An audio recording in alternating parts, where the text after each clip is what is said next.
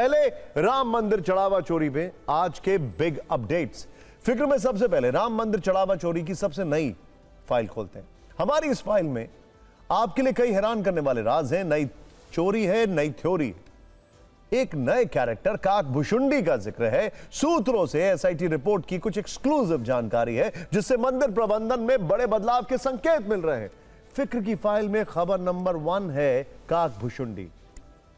काकभुशुंडी की रामलला को दान में दिए गए चांदी के काकभुशुंडी गायब। पूरा मामला समझेंगे। खबर नंबर 2 है एसआईटी रिपोर्ट के वो अंश जिनमें प्रबंधन में सख्ती और नई गाइडलाइंस की सिफारिश है। वैसे लोगों को एफआईआर और गिरफ्तारी का भी इंतजार है। इसके अलावा खबर नंबर 3 में मंदिर की व्यवस्था में हुए कुछ बदलावों की बात करेंगे।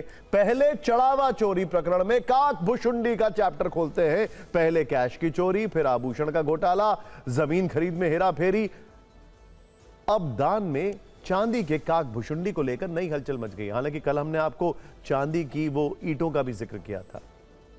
अब ये वायरल तस्वीर देखिए।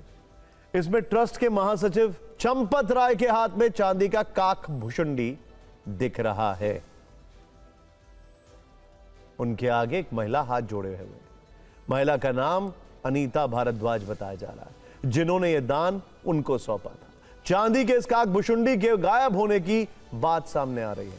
अनीता भारद्वाज का आरोप है कि उसने चांदी का एक काकभुशुंडी चंपत राय को सौंपा था। उसे कहा गया था कि रसीद भेज दी जाएगी, लेकिन उसे आज तक रसीद नहीं मिली है।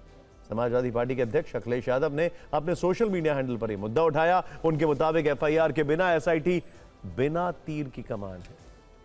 आगे उन्होंने लिखा कि अब दान में दिए गए काकभुशुंडी के गायब हो जाने की निंदनीय खबर आई है। जिस तरह हर दिन चढ़ावा, चंदा, दान चोरी का नया भंडाफोड़ हो रहा है और सनातनी आस्थावानों का आक्रोश बढ़ता जा रहा है, उसे देखकर नेपाल और बाकी बॉर्डर बंद कर देने चाहिए जिससे आरोपी फरार ना हो सकें। आम आदमी पार्टी ने भी काकभुशुंडी से जुड़ी 2 तस्वीरें शेयर करते हुए सवाल उठाए। रामचरितमानस के उत्तराखंड में काकभुशुंडी का जिक्र आता है। आसान शब्दों में कहें तो ये एक कौवे के रूप में परम ज्ञानी राम भक्त थे। पौराणिक कथाओं के अनुसार काकभुशुंडी ने भगवान शिव के मुख से राम कथा सुनी थी।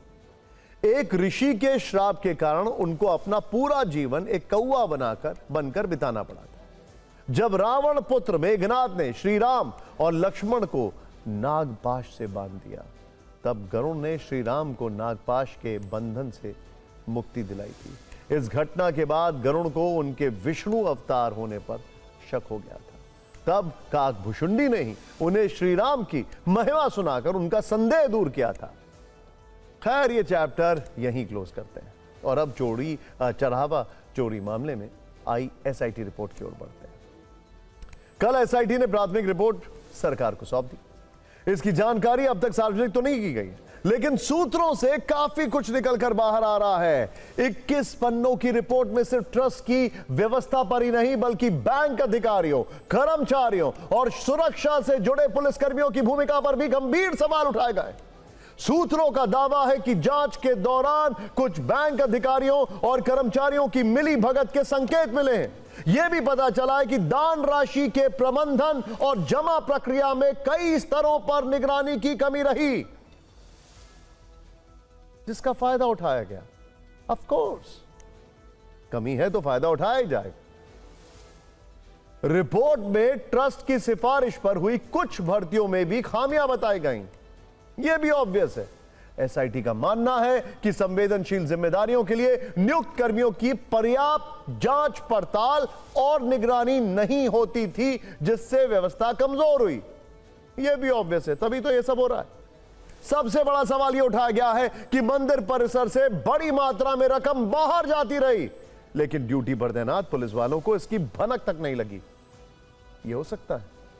रिपोर्ट में इस पहलू की गहन जांच की जरूरत बताई गई है। सूत्रों के मुताबिक एसआईटी ने दान प्रबंधन को पूरी तरह पारदर्शी और जवाबदेह बनाने के लिए कई सजेशंस दिए हैं। इनमें भर्ती प्रक्रिया की समीक्षा की बात कही गई है।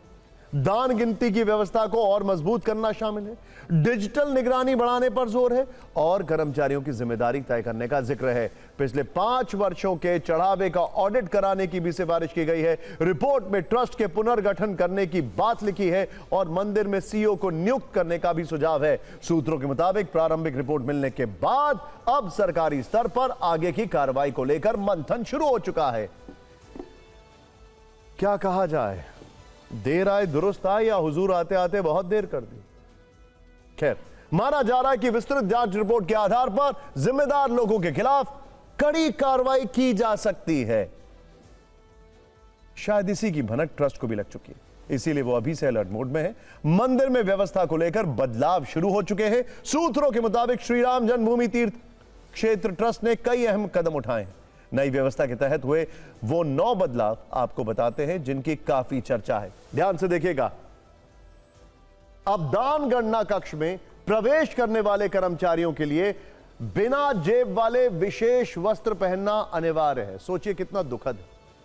अपने कर्मचारियों पर ही भरोसा उठ गया है, वो भी भगवान के दरबार में, इसीलिए जेबें ही गायब कर दी हैं। खैर, जेब गायब करने से कितना काम होगा जब नियत में खोट है।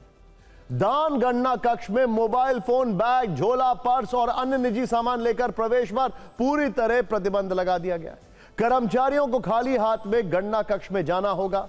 इसके अलावा अंदर जाते और बाहर निकलते वक्त उनकी कड़ी तलाशी होगी।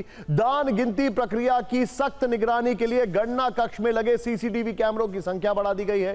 पहले 6 कैमरे थे जो अब बढ़कर 10 हो गए हैं। सूत्र बताते हैं कि नई व्यवस्था के तहत गणना कक्ष में प्रवेश करने वाले सभी कर्मचारियों का विस्तृत रिकॉर्ड तैयार किया जा रहा है। गणना शुरू होने से पहले और समाप्त होने के बाद कर्मचारियों की उपस्थिति दर्ज की जा रही है। पूरी प्रक्रिया को दस्तावेजों में दर्ज किया जा रहा है जिससे भविष्य में किसी विवाद या जांच की स्थिति में रिकॉर्ड उपलब्ध रह सके।